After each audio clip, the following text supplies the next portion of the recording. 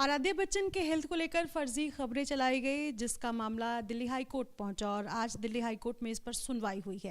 विस्तार से जानकारी देने के लिए मेरे साथ इस वक्त अमित नाइक हैं, जो कि बच्चन परिवार की तरफ से आज आप कोर्ट में बच्चन फैमिली की तरफ से अपेयर हुए हैं। जी, केस जब सुनवाई हुई उस दौरान क्या कुछ हुआ और क्या आप लोगों की तरफ से जो है वो कहा गया और क्या जो डिसीजन है वो हुआ है?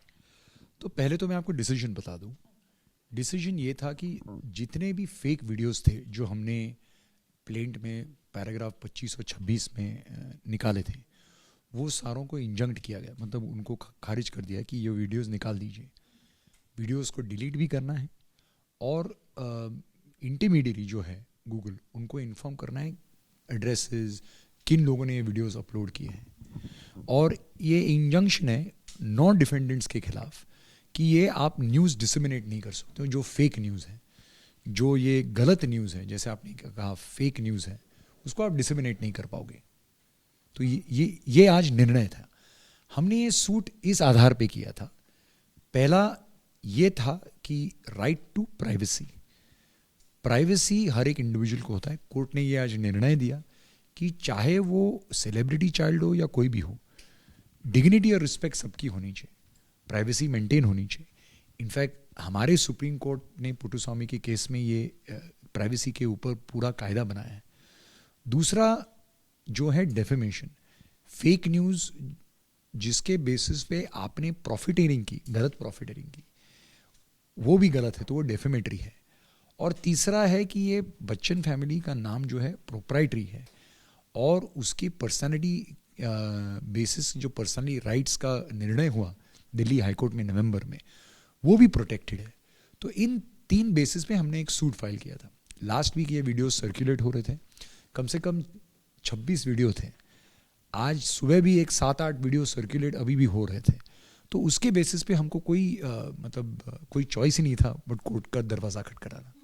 और इससे पहले वार्निंग्स दिए गए थे बच्चन परिवार की तरफ से, कई बार उन वेबसाइट्स को जो इस तरह की खबरें चला रहे थे उसको वार्निंग्स दिए गए। तो हमने लास्ट वीक नोटिस इशू की थी, जो टेक डाउन नोटिस होती है, जो गूगल ग्रीवेंस सेल होता है, वो भी उनका एक मैकेनिज्म होता है। आज कोर्ट ने यही कहा कि अगर 0 टॉलरेंस है पोर्नोग्राफी के लिए तो वो चाइल्ड के लिए नहीं। और इंटरमीडिएट रूल्स जो हाल में 22 में अमेंड हुए हैं, उनमें इंटरमीडिएरी के ऊपर एक ऑब्लिगेशन कास्ट होता है। ये सारा डिसीजन होगा, बाद में इसकी सुनवाई होगी और फिर कोर्ट निर्णय करेगा कि इंटरमीडिएरी के ऊपर क्या ऑब्लिगेशंस हैं। एक सवाल है कि ऐसा पहली बार नहीं हुआ है। अक्सर वेबसाइट्स जिनके रेगुलेटरी बॉडीज़ तो हैं, पर उस तरह से खबरें फिल्टर नहीं हो पाती हैं। कई तरह के ऐसे वेबसाइट्स हैं जो इस तरह की खबरें चलाते रहते हैं। उनको लेकर के क्या कोई डिसीजन दिया गया है या कुछ इस तरीके के निर्देश जो आए हों? देखिए, पहली बार तो गूगल को जो डिफेंडेंट नंबर 10 है उनको इंटीमेट करना पड़ेगा, जो फेक वीडियोस है वो निकालने पड़ेंगे, लिस्ट भी प्रोवाइड करनी पड़ेगी। जो मिनिस्ट्री इंफॉर्मेशन टेक्नोलॉजी, उनको भी इसके ऊपर उनकी एक रिप्लाई और सुनवाई होगी। तो मेरे ख्याल से फेक न्यूज़ डिसमिनेशन ये कोई नई चीज़ नहीं है, लेकिन मेरे ख्याल से ये बहुत कह सकता हूँ पहली बार कि एक चाइल्ड के बारे में इस हद तक फेक न्यूज़ स्प्रेड की गई कि शी इज़ नो मोर। तो मेरे ख्याल से ये एक बहुत शर्मजनक बात है और उसके बेसिस पे मेरे ख्याल से कोर्ट का इंटरफेरेंस बहुत ज़रूरी पड़ता है।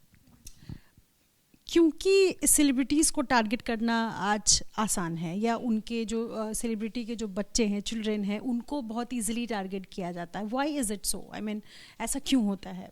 वेल, मैं यही कह सकता हूँ, आई डोंट थिंक सेलिब्रिटीज़, क्योंकि मैं काफ़ी सेलिब्रिटीज़ को रिप्रेजेंट करता हूँ, कि हर एक का प्राइवेट लाइफ सीक्रेट होता है। मेरे ख्याल से किसी का ये राइट नहीं बनता है कि किसी की प्राइवेट लाइफ को सली करे या बाहर जाके कोई बात करे उसके बारे में। सेलिब्रिटीज़ पब्लिक आई में होते हैं, उसके बेसिस पे और एक नाम के आधार पे इस न्यूज़ स्प्रेड होती है, उससे पैसा बनता है। तो मेरे ख्याल से celebrities are low hanging fruits unfortunately and for misuse. But I think the rule applies across the board, whether it is anybody's child. I think that privacy should be maintain. आज court में सुनवाई हुई, अगली कोई date तय हुई है next year? Date जुलाई में होगी. तब तक गूगल भी अपना स्टैंड क्लियर करेगा और बेसिकली इस पे एक निर्णय होगा कि क्या ऑब्लिगेशंस हो गए इंटरमीडियरी के. और आज की तारीख में तो एक इंजंक्शन है डिफेंडेंट नंबर 1 और 1 to 9 के बेसिस पे, जिसकी तरफ से केस दायर किया गया है. It was none other than Aaradhya Bachchan. So the suit was filed by Abhishek Bachchan on behalf of his daughter. चूँकि बच्चन फैमिली है तो उन्होंने केस किया, पर यूजुअली आम तौर पर भी इस तरह होता है कि वेबसाइट्स पर फर्जी खबरें छपती हैं, ख़ास तौर पर जिसमें बच्चों को टारगेट किया जाता है या मॉफ कर दिया जाता है पिक्चर्स को. तो क्या इस जो सुनवाई हुई उससे क्या एक मैसेज है जो देने की कोशिश होगी? मेरे ख्याल से हर कोई फेक न्यूज़ के लिए, वो किसी के बारे में हो, ज़ीरो टॉलरेंस होना चाहिए. और मेरे ख्याल से ये इम्पॉर्टेंट है कि सोशल मीडिया पे सोशल रिस्पॉन्सिबिलिटी भी हो और सारे जो चैनल्स हैं, सारे जो न्यूज़ डिसेमिनेट करते हैं, वो एक ओनरस रिस्पॉन्सिबिलिटी है. तो अगर आप फेक करते हो और इस हद तक करते हो तो फिर कोर्ट की इंटरफेरेंस तो होगी. और हालांकि ये ऐसा होना ही नहीं चाहिए कि आपको कोर्ट को जाने की ज़रूरत पड़े. ये तो न्यूज़ ही डिसेमिनेट नहीं होना चाहिए, किसी तरह का फेक न्यूज़ डिसेमिनेट नहीं होना चाहिए कोई चीज़ के लिए भी.